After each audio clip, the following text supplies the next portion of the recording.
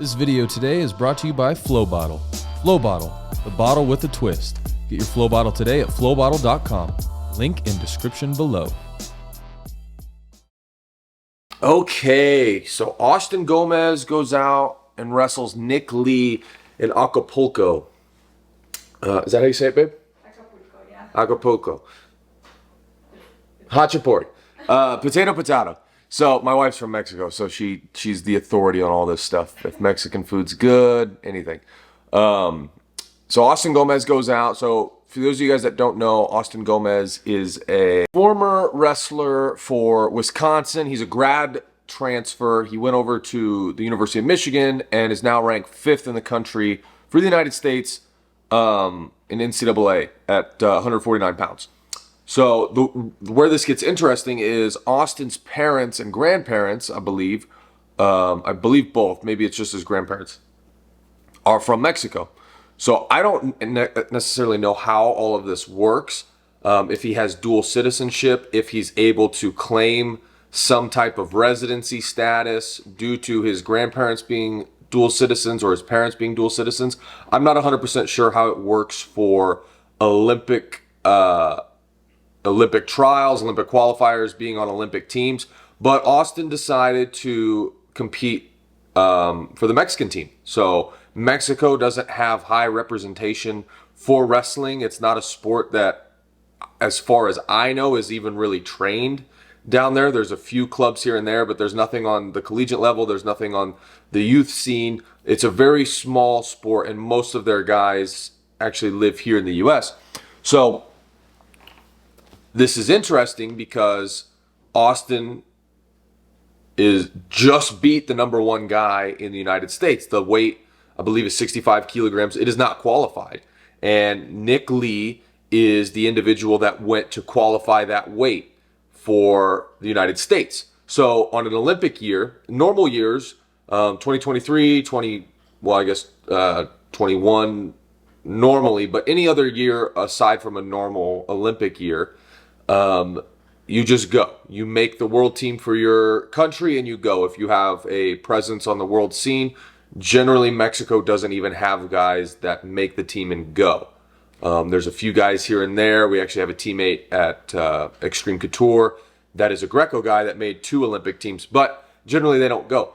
Now on an Olympic year, it's not enough to just make the team. You actually have to send representatives to go qualify the weight class. So there's certain tournaments allocated throughout the year, and if you win them or get a certain place in those tournaments, usually you have to win them, you qualify your nation's weight class. So the United States still has 2 weight classes that have not been qualified. Nick Lee was sent to Acapulco to qualify the weight class, and he runs into Austin Gomez in the finals, and Austin takes that away from him. Why this is interesting is because Austin had the opportunity to wrestle not only for Mexico, but for the United States, and chose to wrestle for Mexico. And now, I haven't seen it, but apparently there's been a lot of negativity towards that decision because he's not the only one that's done it. I believe, well, obviously the big one is Steven Miocic, who didn't think he would be able to make the team and probably at the time wouldn't. So he decided to go and represent Serbia, which is where his parents were from. And he ends up being a world champion at 57 kilos, another weight class that we do not have qualified. So we got the best guy in the world in a different country, representing a different country, living in the United States. So it's just an interesting thing. Me as a former wrestler, we used to have this question in the wrestling room. Would you rather be the second best guy in the country, but the number one guy you're the backup to the number one guy? So you don't get to go compete, you don't get to go to nationals, nothing. Or would you rather be the 8th best guy in the country, but you're a starter and you're going to go to the national tournament and be an All-American?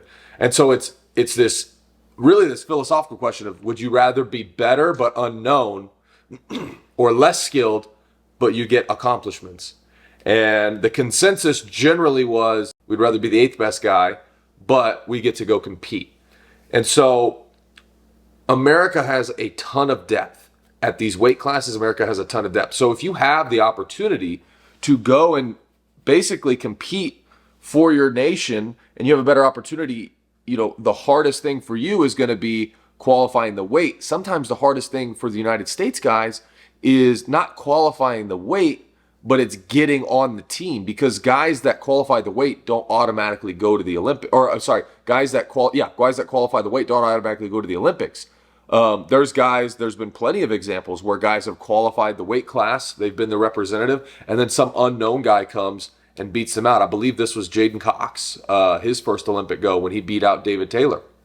I think David is the one that they sent that qualified the weight at 86 kilos, and Jaden comes out of nowhere and beats him, decides that he's going to go to 86 kilos in the 2016 Olympics?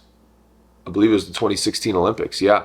So, shoot, has that been almost 8 years? That's crazy.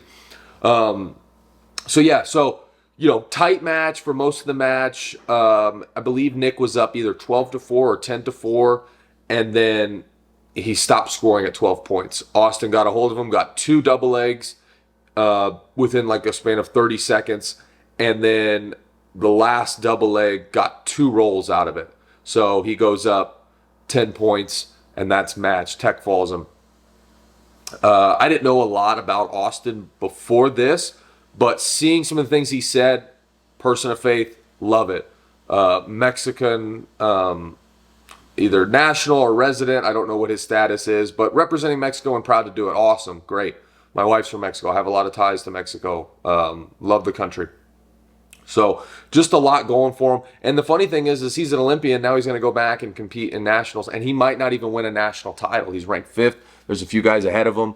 And he might not even win a national title. So he's going to be an Olympian representing his country, having beat the number 1 guy in the United States, but he might not win a college national title. That's interesting to me. The freestyle rule set is very interesting.